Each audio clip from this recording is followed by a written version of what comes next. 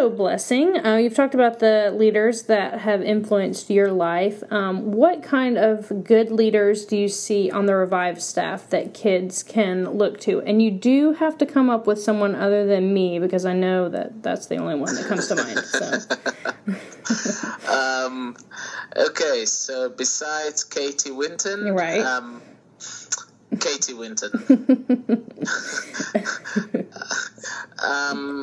Well, gee, there are a whole bunch of good leaders on the Revive team that I've encountered over the last couple of years. My only fear, I think maybe I should start by giving a disclaimer, is maybe start by apologizing and saying I may not be able to, just highlight everybody. Right. Well, Ken doesn't care, so it's fine. Oh, Ken, man, why you have to go there, Ken? He my man. Yeah. He my boy, He Ken. is. Okay. Okay, right. Okay, where can I start? Gee, I probably okay, good leaders, Revive team. Not that they aren't any. I'm just thinking about where to start. Okay, maybe let me just start from the top. How's that? Yeah, that's good. Okay. Start from where can I start? Okay, let me start with Tom Lane. I think what I'll do is let me just pick a couple of random people, and just tell you what qualities I've seen in them that that make up good leadership.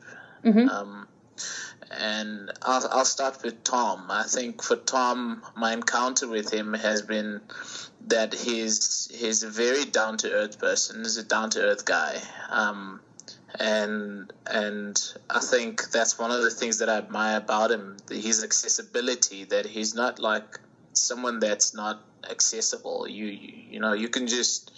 You can. It's easy to relate to Tom. So Tom makes himself accessible, and that's one quality of leadership that I think leaders need to have. Down to earth, humility. I don't think you can have a good leader that, especially with the standard that Christ gave us. I don't see how anyone can be a good leader out of humility. I mean, without humility. That's what I was trying to say. So very important. I think there's humility there. And then the other thing that I think I've seen in Tom, just observing him from the distance, is that how he allows other people to. He just empowers other people, and he creates space for people to use their giftings. So that's something that I've seen from a distance. Patty Lane. She's Patty Lane. She's a mean machine, man. Well, now you're gonna wonder, now what kind of leadership quality is that? Well. By that, I mean, I think in the first year that you guys came out, I think one of the things that I liked about, that I learned from her, or perhaps was very challenged by her, was her consistency. She was very consistent. She followed through on things, details. Patty is just a stickler for detail. I don't know if it's contextual in the context of the camp, but in my encounter with her, she just was, okay, we need to do what, when, we need to have how does everybody fit in, who's doing what, where, and that's one of the things I think good leaders need to be aware of. The how, the different pieces and small things, whether it's a project or an organization or a team, they know what needs to be done, who's the best person to fit in, and just know how to pull things together. So in my encounter with that, Derek. I think Derek. Derek. He'll get that. He'll get that. Good leaders understand their music. So there's a game. There's a game I played with Derek and a few other guys, and he just knew a lot. Side note, Derek. I think one of the things that I admired about Derek was just how he challenged people on their relationship with God. And especially in our context as Christians, I don't think you can be a good leader if you're not constantly challenging people to go deeper in God. In that lies the fact that in the fact that you're able to, challenge people to go deeper with God, lies the fact that what you're basically saying to people is that as a leader, I don't, how do I put this? I turn the light to God, and good leaders know how to point you to the important things for your life as an individual. They know what is best. They know how to, even if it's not anything that points back to them, but if it's going to be good for you, they do that for you. So one of the things I picked up from Derek was just how he is passionate about his relationship with God and how he challenges young people to live that out. And he just does it so effortlessly. I don't know if he's worked hard at it. Obviously he does, man. He's a youth pastor, isn't he? So he's kind of a professional Christian. But that aside, I think that's one of the things that I admire about Derek. Kristen Renee Rupert. I know I have to say her name in full because that annoys her. So I'm going to say it one more time. Kristen Renee Rupert. And don't edit that part out. Oh, trust me, I won't. If I can have a chance to get under her skin, I do it. So it's fine. I think from her, I've learned that good leaders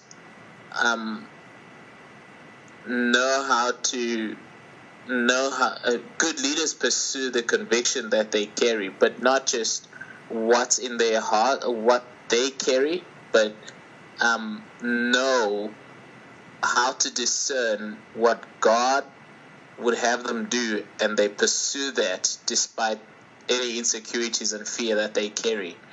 And from Kristen, just learning from her, I think I did an interview. I interviewed her, and on my blog at some point. I think one of the things that was a challenge in interacting with her for me was, one, that she was willing to follow God even if she wasn't sure where that led her to. So that's very important. Good leaders, not many people are always going to understand why you do something, but because it needs to be done, you do it. So that's one of the things about leadership. And then her heart, I think, when it came to, what was that? What do you call this? She was in South Africa, I think, talking about Revive, and you could tell she was so excited about going back to serve the young people there. And so I think good leaders, it doesn't matter where they're located, but they always have a concern for people. They value people. And then Paul Olsen. I think Paul, I love his ability to communicate. I think at Youth Week, he's spoken a couple of times at Youth Week, a couple of sessions. And a very important thing about good leaders is that they're able to break down complex things and make everybody understand, and take everybody along with them as they do that. So I think with that, and not only that, and that doesn't come easy. Clearly, from my interactions with Paul and also watching him from a distance, he's taken the time to study, to do the what do you call this, behind the scenes work, you know, when no one's watching you, because and so that's something good leaders understand, is that it's not just what you do when you're on a platform, but what it is that you take your call or your mandate or your vision or whatever it is seriously enough that you will work at it when no one is looking or when no one is around, so that you do your best to deliver. So that's a challenge. What about Trey Hill? Yeah. Trey Hill, man, he's got swag. Good leaders got swag.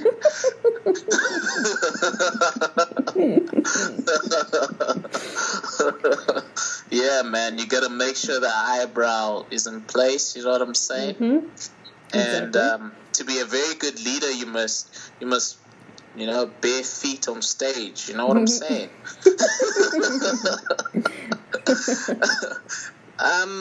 Well, Trey Hill. No, seriously.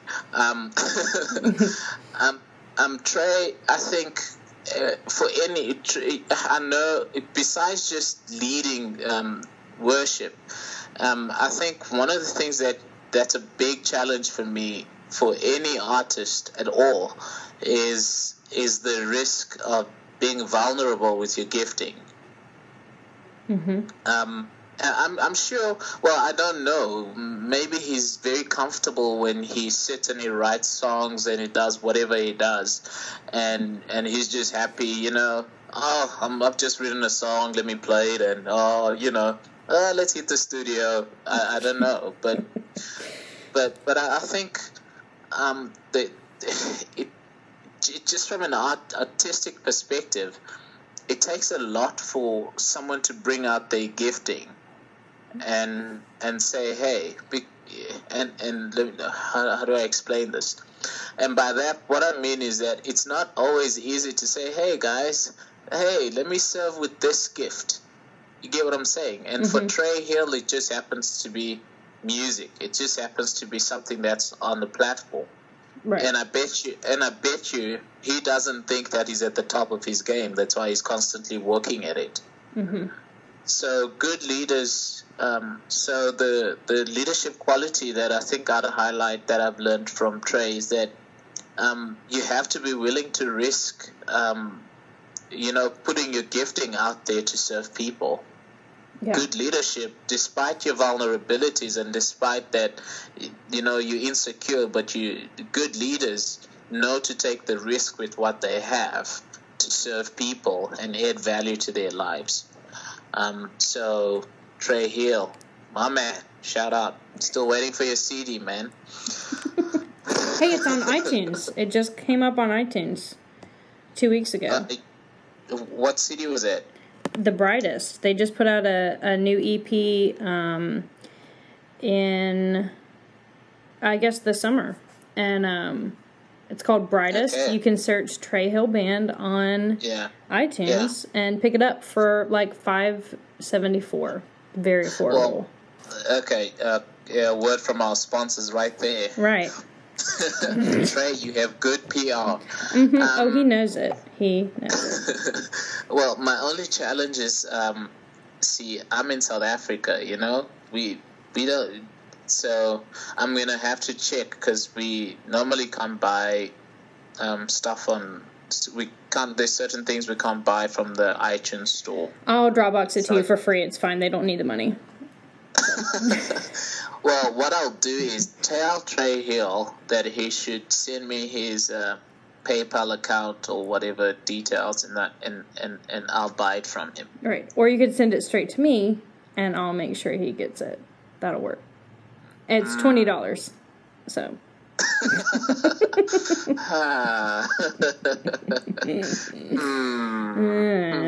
All right, fine. That sounds suspicious.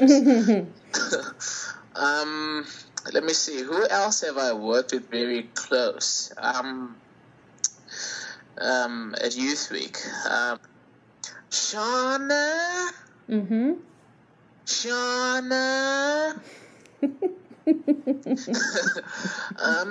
I think, I haven't had the privilege to actually work as closely as Shauna as I have with other guys. So from a distance, I think my observation, this is going to sound like I'm saying it for everybody, but it is true. I like the fact that, for instance, in a camp, she'll just go mingle with people. I've caught her a couple of times just, yeah. So for Shauna, she's a very nice person. And I think something to learn from her is how to kind of get out of your own comfort zone and just go interact with people. Yeah. You can never lead anybody that you don't allow into your space as a leader. It's impossible. You have to, and somehow you have to allow people to get into your space, and that's how you influence them. Right. Richard Jackson. Richie. Oh, my man. But he abandoned me. It's true. Yeah, so I kind of have to question his commitment levels. Brother went to Hong Kong, He did go to Hong Kong. But I think from Richard, I won't forget this in a long time. Richard, we were sitting, Richard had the privilege. I almost say torture, or torment. But you know what, Richard, I worked with Richard on production in 2010. I think that was the first year you guys came out. Yeah. And I won't forget this in a long time. Between Richard and Josh, I forget Richards. Josh's name. Richards. Yeah, Richard Jackson and Josh Richards. Richard Jackson and Josh Richards. How's that? Richard, I think I won't forget this in a long time. We were sitting at the breakfast table because we're trying to kind of have a meeting in the yellow dining hall. You know the yellow dining hall. Yes, and I've been in those meetings. They're not fun. Yeah. What? Anyway, side note. Richard, I don't know if you were there, Katie. No, not that year. I wasn't on production that year. Thank goodness. Is it? Oh, man. I wonder, what did you do? Anyway, so Richard, we were sitting, we were having a meeting at breakfast, and we were just, we're still trying to come up with this concept, how we're going to close Youth Week and whatever and all that. And I said, guys, we really need to make a very big production close. We need to make we have to just do something big tonight, or or was it for closing for the final night or something like that? So I was trying to get all these ideas and stuff.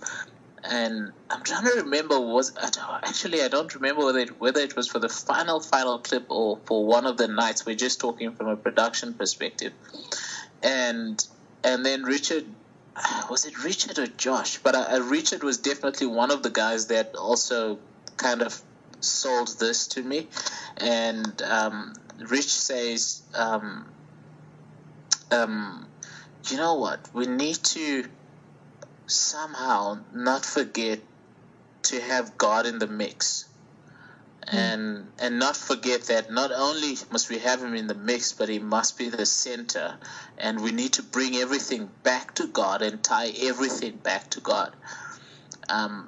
and the thing that I really admired the most, that challenged me the most with that interaction with Richard was that while about 80% of the people on the table were like saying yes, yes, yes, yes, yes to me, Richard and someone else, I'm trying to remember, basically spoke up when the majority of the people weren't exactly saying the same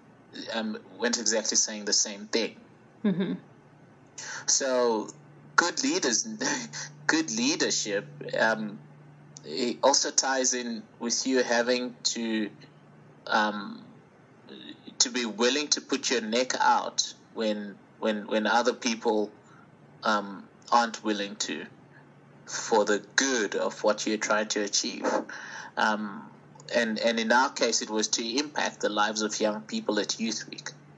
And so good leaders need to be able to protect the vision or the goal of what you're trying to achieve, even if it means protecting it against people on their team. Mm-hmm. And even if it means protecting it against their personal preferences and what they think should be done. It's a challenge. And I'm still growing a lot as a leader, and those are some of the lessons that I'm sharing with you are things that I'm really trying to work hard on, and that I'm learning from other leaders, like I said in an earlier interview. Yeah, Ronnie. Ronnie.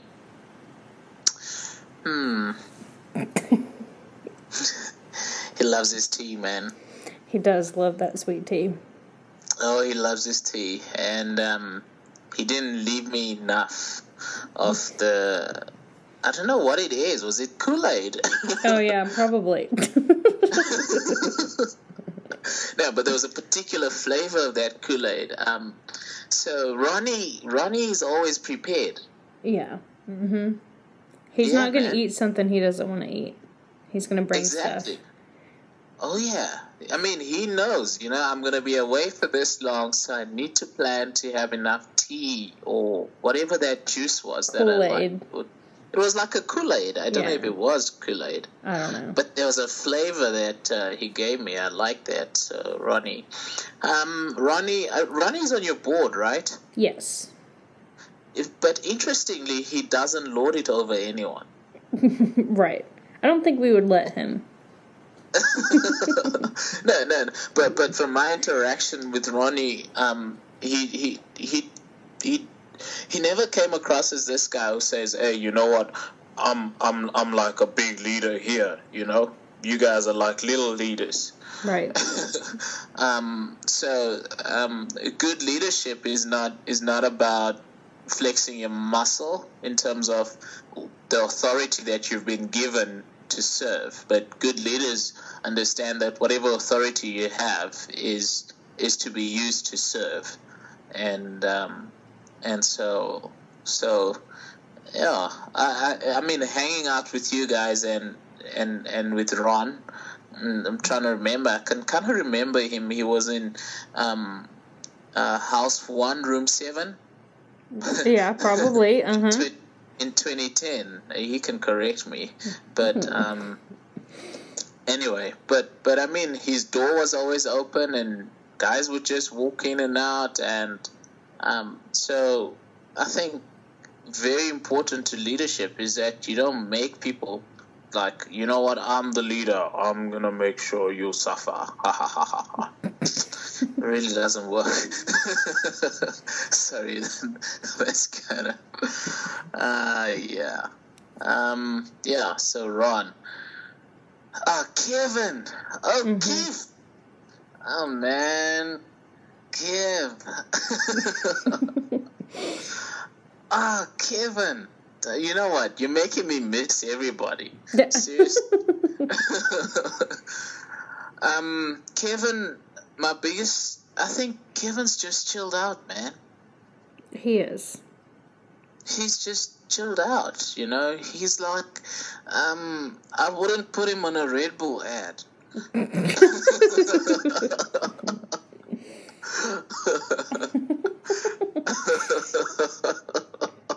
He does get wild, but okay. No, I know that, but that's just kind of like a random thought. Okay, I don't know where that came from, so excuse me. You can kind of edit that out, hey? yeah. I think I'll leave it in because you just said he was mild, not wild, so he's going to be upset. No. I didn't say he wasn't wild. I just said Kevin was chilled out. Mild, so.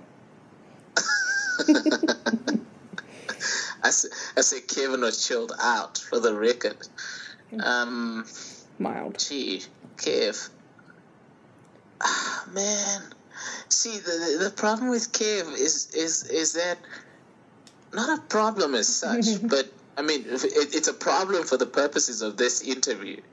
But it's a good thing about him, just as a person, the quality that I can just go and I don't have to feel threatened. I can just walk up to him, pull up a chair, and it kind of goes back. I don't know who. I think I was talking about Tom. Mm-hmm. But there's nothing intimidating about Kevin, not in a bad way, but in the sense that, you know, I can't just rock up to him and say, hey, you know. So I like that about Kevin. Gee, that's sad. Oh, Kevy. Yeah. So, hey, another thing. He probably was freaked out or in a panic, but he didn't show it. So good leaders don't just spread unwarranted panic.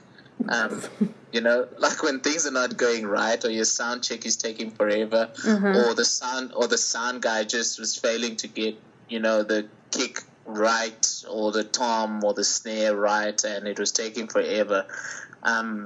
I think patience is a mark of good leadership. My man, wow, where can I start? Ken, first of all, Ken is the only revived guy that has brought me beef jerky. Mm-hmm. Yes. Man, a good leadership, man, is like taking care of your people. You know what I'm saying? Ken loves biltong, okay? Mm-hmm. I'm not such a huge fan. Sorry? I said I'm not such a huge fan, but Parsley is, which is how we got to be friends. Yes. Parsley is. Yeah. Ken, gee, where do I start? I think Ken, you know, he can be mild and wild and a little intense in a scary way sometimes.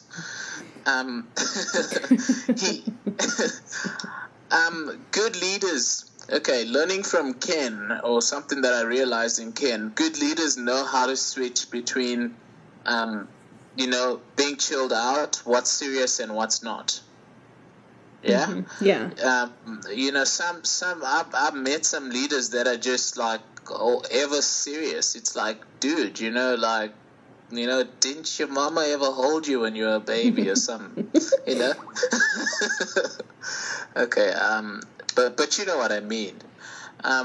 So Ken, I think he has a good knack of knowing when to switch between serious and joke, you know? Mm-hmm. And good leadership is about understanding balance on as an individual, as a leader. You need to be able to somebody that understands the principle of balance. When do you act a certain way? When do you not? When do you carry out a certain, how to be strict and how to be not? Rolf likes using these two phrases. Rolf likes saying, you know, you must be willing to learn. Leaders must learn to light a fire under the feet of those that they lead without burning them. Mm-hmm. You know, or hit them with a velvet brick.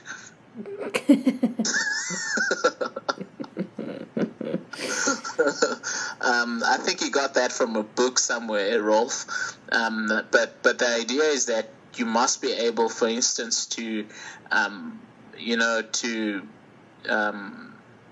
to challenge people without breaking them. Mm-hmm. So I think Ken knows how to find balance. What kind of a person or what kind of a leader do I need to be in that particular situation? So I think good leaders know how to read circumstance and how to read people to have the best outcome in a particular situation. Yeah, I think it's perfect. Mm-hmm. Oh, Ken. Oh, Ken. Great. So, all you revivers, what do you call people who go to revive? Yeah, revivers. Serious. I mean, like Youth Week, we call them Youth Weekers. Okay, revivers. I think. Okay, revivers. Okay, cool, revivers. I think. I challenge you to if you guys are kind of looking around for good leaders.